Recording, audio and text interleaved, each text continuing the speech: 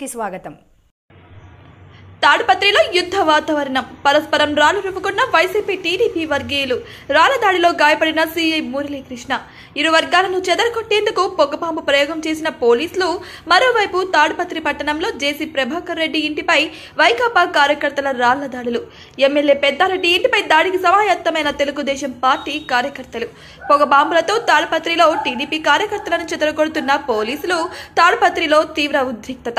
వేలాదిగా TDP YCP శ్రేణులు రాళ్ల వర్షం. ఒక వ్యక్తి పరిస్థితి విషమంగా ఉందని సమాచారం.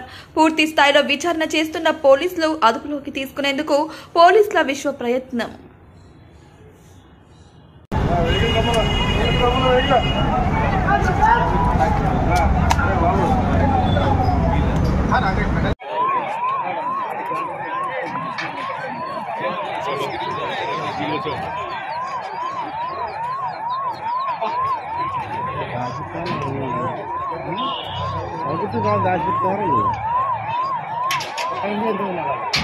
అదే